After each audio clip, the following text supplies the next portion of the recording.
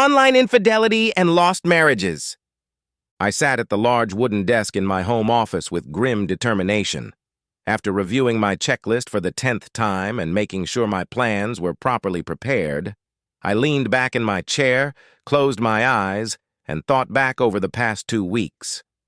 Our first email exchange had occurred 12 days ago when I was traveling to Memphis on business. My email was sent to an attractive woman with the nickname Ashley.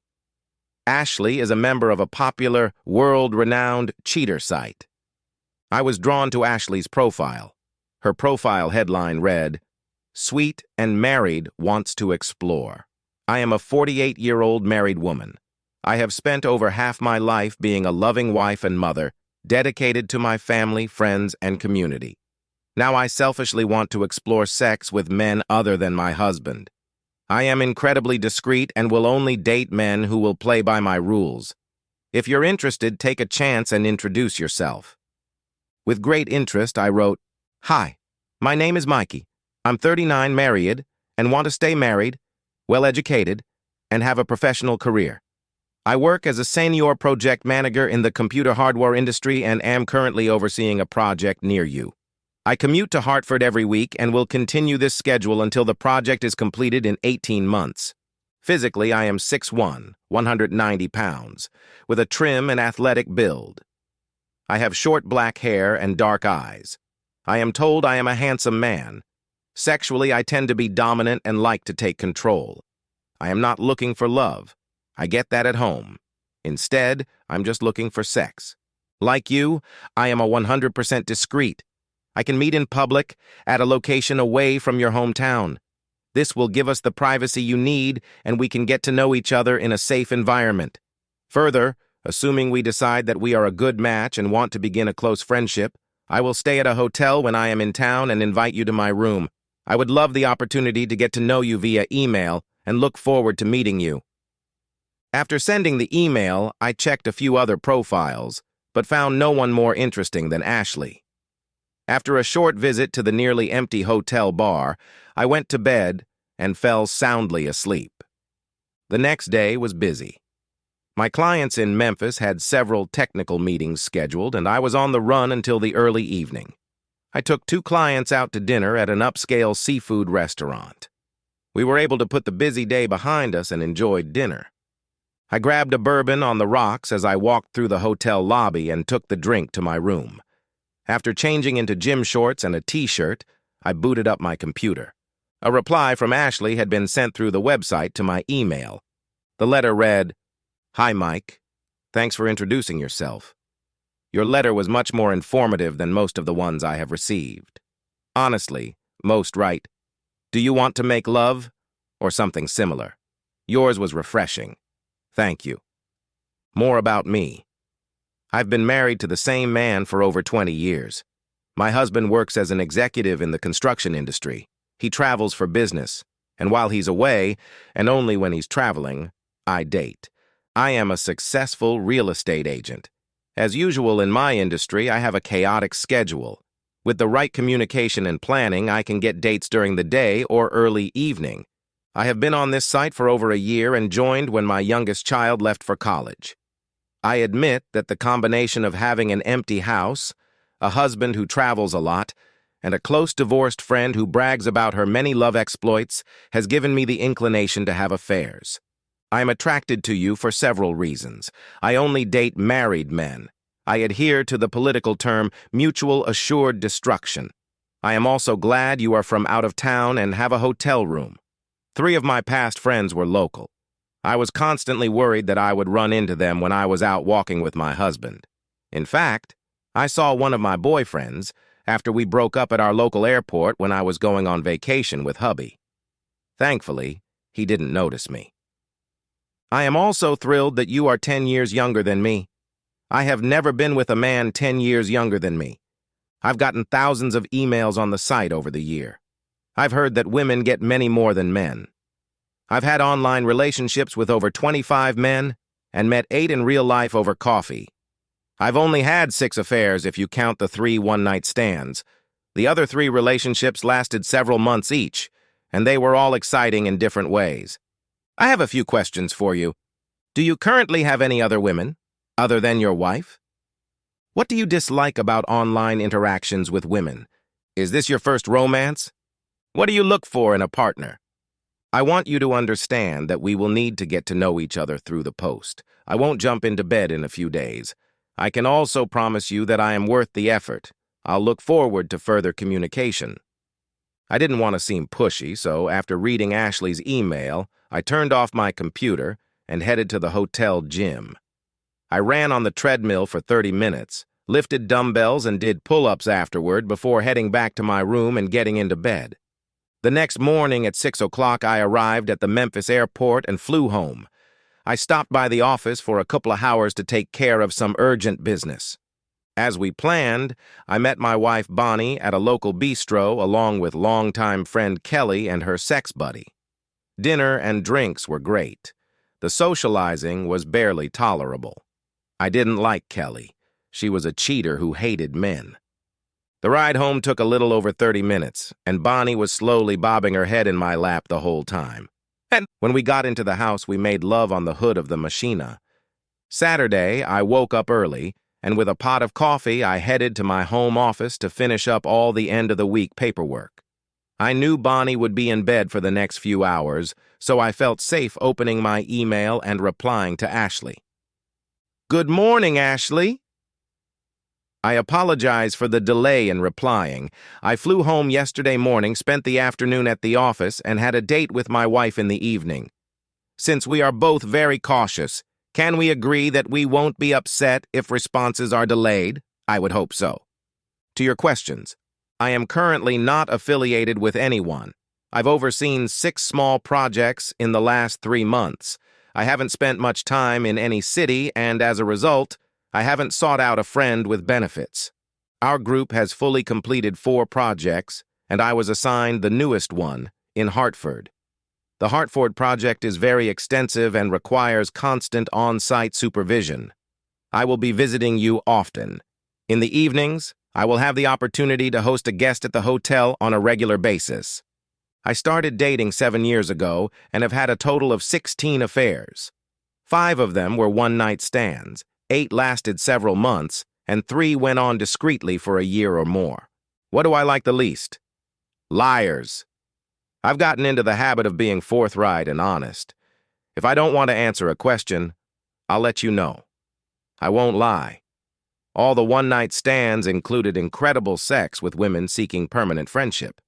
But alas, they all disappeared after the first date.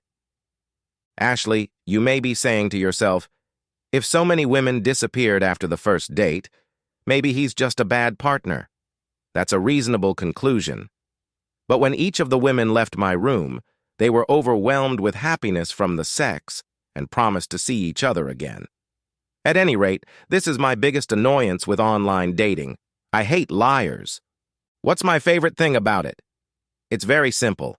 I like the variety that new, uninhibited women offer. Your last question was, what am I looking for? I am looking for a woman interested in a steady and hopefully long-term affair. She will be attractive and proportionately built. She will be able to date a couple times a month. She will be a lady in public and a cheater behind closed doors. I like women who are wordy and will use wino-charged words in private. Ideally, she is married. She is the type of woman who takes charge but wants the man to take control of her during sex. I hope you enjoy my answers. In your last letter, you mentioned that your long-term relationships were exciting in different ways. How exactly have they been exciting? Have a great weekend, and I look forward to sharing more next week. My weekend flew by. I worked in the yard for a few hours on Saturday, and on Saturday evening, Bonnie and I went to a neighborhood barbecue. When we got home, we stripped each other, climbed into bed, and made love. Sunday after church, Bonnie and I went to the country club. We worked out together in the gym before showering and having breakfast in the members' dining room. Bonnie cleaned the house that afternoon, and I went to the grocery store and stocked up on groceries for the week. Late Sunday night, after Bonnie went to bed, I closed my office door and checked my email. Ashley responded later that afternoon. She wrote, "Mike, I totally agree. I will always respond as soon as I can, but if circumstances get in the way, you may have to wait a day or two. I also promise I won't disappear. If I decide you're not right for me, I'll be honest and tell you. I promise. I also agree that dynamists and liars are the worst part of online dating. Like you, each of my one-night stands have been with men who were devastated when we were done. Each promised that our date would be the first of many and then disappeared. It's very discouraging. Thank you for the detailed answers to my questions. At this point, I was not disappointed with what you shared. You're getting me excited. That's a good thing. I'm also impressed that you didn't demand a picture or ask what I look like. In your last email, you wrote that you were looking for an attractive woman. I am attractive. My height is 5 feet 5 inches and my weight is 138 pounds. My stylish shoulder-length hair is red and my eyes are brown. I have C-cup breasts that are mostly high and firm. I work out almost daily and have a taut, flat stomach, great legs, and an ass that makes the men at the gym drool. I've written before that each of my 3 long-term romances was exciting in different ways. One man was very strong and took what he wanted within my limits. Fortunately, he also made sure that I was satisfied. The second man was a black man. I get very excited when I think about how erotic it was to watch his dark body merge with my white body. The third man, my last, was a wicked treat, although I didn't know that when we corresponded. My husband has been away all day and will be home soon, so I'm going to make a deal with you. I'm sending an anonymous, faceless picture so you can get a good look at my hot body. I hope you like it. The picture was very pretty and showed Ashley from the neck down. She was wearing a wet white t-shirt, similar to what girls wear to wet t-shirt competitions on spring break. The shirt ended just above her flat stomach. Ashley's lower half of her body was covered by a tiny black thong. She looked amazing. As usual, Monday morning was busy with updates and planning meetings. I had to get everything done by the end of the day. The next morning, I was leaving town. After lunch, I closed my office door and replied to Ashley. Wow, you are a very attractive woman. It's hot. It's freaking hot. I'm flying to Hartford tomorrow, and I should be satisfied knowing you're close and continuing your correspondence. That will be enough for today. In my first letter, I gave my general description. I am also happy to report that I exercise daily. I run 20 miles a week and lift weights every other day. I am toned and have some definition in my arms, shoulders, and chest. Like your last guy, I'm well hung and an inch longer than average. I'm also fat. Very fat. I'm sorry this letter is so short. Work is busy today and I need to get to my next appointment. I've attached some pictures. 2 of the photos were very provocative. The first was from the neck down, emphasizing a gym-tightened body in sweat-wet shorts and a t-shirt. The next photo was about the same pose, but naked. I added a PS to my letter and wrote, I, too, think sex in black and white is erotic. Because of my travel schedule and problems with finalizing the project, my day was filled. The next 2 days, I worked late. On those days, I didn't open my email. When I did, I found 2 emails from Ashley. She wrote to me on Monday night. Your letters make me think of nothing but you. I actually slept really well. Just like your pictures of you with that sexy black woman, I kept 1 trophy picture of each of my romances. They're anonymous, but I think they're so damn hot.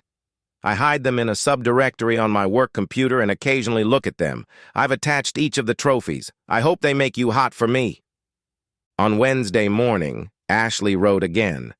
My mind is clouded as I've been waiting for your next email. I am going crazy knowing you are in the Hartford area. I was wondering what hotel you stay at when you come here on business. Yesterday, my company signed contracts for 3 new listings. I visited each of them to familiarize myself with the homes. As I walked through each house, I imagined that you were a potential client. Tell me, what do you hope our first date will be like? I took 3 very dirty pictures for you. The pictures were amazing. I assume Ashley set her phone camera on the dresser in the bedroom and pointed it at the bed. After a quick drink with my crew, I went back to my room. I texted Ashley. I'm staying at the Marriott Hotel near the convention center in downtown Hartford. The hotel is fairly new and has 2 good restaurants and 2 bars. The parking lot is great. After 6 p.m., only guests in the lobby. The Marriott is not a hangout for locals, so it would be unusual for my partner to run into someone she knows. As a real estate agent, you can tell anyone you're meeting a client.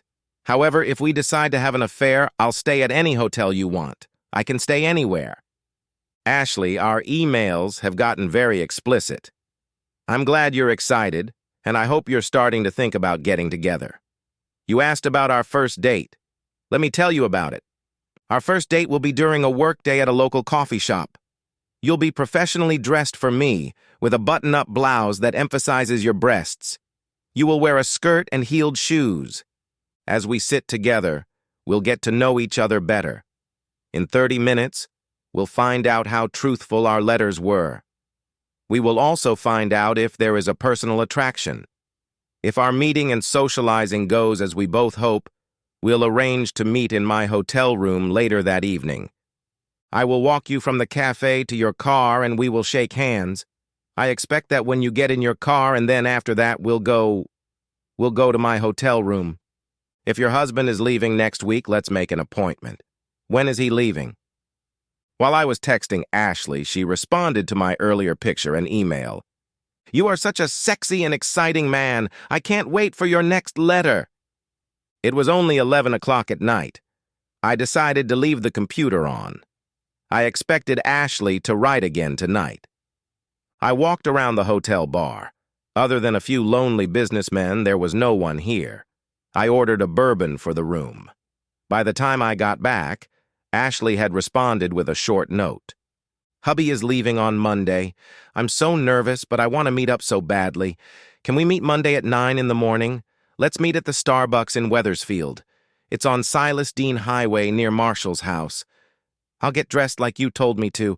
I can't wait till Monday night. I want to be your married cheater. I'll let you use my body. Wow, you're driving me crazy. I flew home on Friday, and we had a normal weekend. Friday, we had dinner at a restaurant, and when we got home, we had sex. On Saturday, Bonnie and I joined another couple for a round of golf, followed by drinks and dinner. After another round of sex on Sunday morning, we headed to church and the gym. Sunday afternoon was beautiful. I grabbed a book and read for a couple hours. It was a peaceful day. It was 8:10 Monday morning when I heard Bonnie close the bathroom door. The noise pulled me away from my thoughts of the previous 2 weeks. I got up from the table and walked to the kitchen. Filling a mug of coffee, I sat down at the kitchen table. I heard the clack of Bonnie's heels as she came down the carpeted stairs and walked down the tiled hallway toward the kitchen. Bonnie was in her morning pre-coffee stupor and walked right up to the coffee pot. I watched quietly as she poured a cup and stirred in a teaspoon of sugar. She took a satisfied sip, turned around, saw me, and shrieked. "Christ!" she shrieked. "You scared the hell out of me! I thought you'd gone to the airport!" I took a slow, deep sip from my mug before answering. The trip was canceled. Bonnie and I had been married for 23 years, and in that time I'd learned to read her like a book. She tried to look nonchalant, calm, and collected, but in fact, she was in a panic. She walked carelessly over to the bookshelf at the end of the kitchen table. Every night for the past 15 years, Bonnie had charged her laptop and phone and put them on the bookshelf before she went to bed. When she noticed the place was empty, she asked, "Chris, what did you do with my phone and laptop?" Instead of answering, I took another sip of coffee and asked, "Why aren't you wearing panties and a bra?" "What? What are you talking about?" "I'm talking about the fact that you're not wearing any underwear. Why are you naked under your blouse and skirt?" Bonnie's face began to blush as she replied, "Don't be a pervert. I'm wearing underwear." She began to slowly back out of the kitchen. Before she took 2 steps, I asked, "Why are you lying to me?" "How dare you accuse me of lying? What's gotten into you?" I wasn't embarrassed. "Bonnie, I see you're not wearing a bra. I know you're not wearing panties." When she didn't respond, I said, "Just pull up your skirt and prove me wrong." Our staring contest continued. I got up from the table and headed in her direction. "Stop!" Bonnie shouted. "Bonnie," I interrupted, "one of us is going to pull up your skirt. You can do it right now, or I'll do it. You have 2 seconds. "All right," I admitted. "I'm not wearing any underwear. It's just like you said. Tonight I wanted to feel sexy. I wanted to have a naughty secret. What's wrong with that?" "There's nothing wrong with trying to feel sexy." Bonnie smiled. After a few moments, I finished. "But that doesn't explain why you lied to me. I'm wondering how often you lie." "I'm not lying to you, Chris. You caught me off guard and I was embarrassed." Bonnie thought the conversation was over, so she pointed to the bookshelf and asked again, "What did you do with my phone and laptop?" "I'd like to know where you're going this early in the morning." "Where do you think I'm headed? I'm going to the office." She seemed alert. Returning to my seat, I took a sip of my rapidly cooling coffee and looked her in the eye and said, "Lying again." Bonnie reacted as if she'd been punched in the face. Growling like a mama bear, she said, "How? You dare! You! That's twice now. Twice in 5 minutes you have lied to me. I wonder again if lying to me is a common occurrence." "Where's my laptop and my phone? I want to get away from you before I say something I'll regret later." When I didn't answer, Bonnie screamed, "Where are my devices? I want them now! They're locked in my safe." I pointed to the front door and told her, "Feel free to leave, but the electronics stay here." I think the best word to describe the look on Bonnie's face was surprise.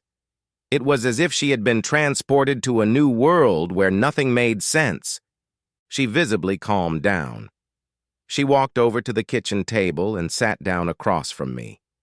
Taking a deep breath, she asked, "Darling, could you explain to me how," after we kissed in the evening and said, "I love you," before we went to bed, and we have this bad show in the morning? After thinking for a few seconds, I nodded slowly and said, "I lied." "You lied? Good. What did you lie about, honey?" Looking Bonnie in the eye, I told her, "I lied about loving you." I was surprised that Bonnie was able to control her emotions. A few moments passed before she asked, "Don't you love me anymore?" I admitted, "I'm not sure that 2 decades of love can ever be completely broken, but it's close." "Honey, I'm too confused to make sense of this conversation. You have to explain it to me in a way that I can understand." "I'd be happy to do that if you'd do me a favor." "I'll do anything, my love. You know you would," Bonnie replied. "For the rest of this discussion, I don't want you to call me darling, sweetheart, favorite, or any other affectionate word. In fact, I don't want you to call me Chris." Bonnie actually grinned. She said, "It's okay. What should I call you?" I pretended to ponder her question. After a moment, I said, "Call me Mike." I watched Bonnie carefully. She must have been more confused than I thought, because my obvious clue flew right past her. I continued, "I'm not going to call you Bonnie." Again, I pretended to think, watching a strange, condescending smile spread across Bonnie's face. "Instead, I think I'm going to name you Ashley." Her smile disappeared almost immediately. I continued, "Ashley and Mike. Mike and Ashley. That sounds like 2 lying, cheating, married assholes. Don't you agree?" Bonnie's face turned ghostly white, and a second later she vomited her morning coffee and the remains of last night's dinner onto the table and onto her lap. "Covering yourself in vomit seems fitting for a cheating girlfriend. I suggest we take a shower. I'll be in my office if you want to continue this conversation." "Chris," Bonnie's eyes were pleading, "go take a shower and change out of your cheater clothes. You smell like a tramp." It was almost 90 minutes before Bonnie returned. She was wearing jeans, a shirt, and sneakers. She walked into my office and plopped into the chair across from my desk. She looked even worse after her shower. She smelled much better, however. "Chris, you have to believe me. It was just internet sex. I swear. I've never had sex with anyone. It was just stupid online nonsense. You're lying. No, don't say that. Since the day we got married, I've never touched anyone but you. I have. I've seen the pictures. It was you, Bonnie. Stop lying. Just stop the lies. Bonnie bent in half and shook, crying into the palm of my hand. I let her cry until she stopped. She was about to say something, but I held up both hands to stop her. Now it was my turn to speak. I pulled out a desk drawer and pulled out a small stack of papers and held it across Bonnie's desk. "What's this?" she asked. "It's my divorce petition." "No!" Bonnie screamed. "I don't want a divorce." "Bill Murphy is filing the petition today. If you don't go into his office and officially sign a copy of the petition, you'll be served by the end of the week." "What don't you understand? Yeah, don't want divorce." "I took all the money from our vacation fund," I told Bonnie. "I used the money as a down payment on a condo in downtown West Hartford. It has 2 bedrooms, so the girls will be able to visit me during college vacations." I said that. "How are you going to explain to the girls that you're ruining our happy family?" "It's easy, Bonnie. I'm going to tell them that their mother has been a lying, cheating fool with at least 6 men in the last 2 years. "You have to understand," Bonnie pleaded. "The kids are grown and living on their own. You're always on the road. I was bored. I needed some excitement. It was just sex. It didn't mean anything." "Let me try to understand. So it's the kids' fault, and my fault that you became an online cheater." "I didn't say that," she shouted. "Please stop calling me those horrible names." I laughed at the last comment and reminded Bonnie, "You texted Mike that you wanted to be a cheater. Those are your words, Bonnie. You said." Bonnie asked, "How did you know? I was so careful." "You were careful, and you never let me know that you hated me so much." Bonnie almost jumped up from her chair but leaned back and cried when I brushed her off. "You were careful, but your last love buddy wasn't. His real name was Paul Kaplan. His wife thought he was cheating. She hired a private investigator who discovered your affair. She sent me a copy of the report. It included 3 videotapes of your last 3 dates." Bonnie continued to sob quietly. "I want you to know that I was able to identify 4 of the other 5 sex buddies using the saved emails. All of them are married. I will give their wives proof of their husband's connection to you, including your name and contact information." After a few moments, I finished. "I will be calling the girls, our parents, and siblings soon. I won't go into details, but I will tell everyone that I'm divorcing you because of infidelity. I won't be the bad guy in this mess." 5 months later.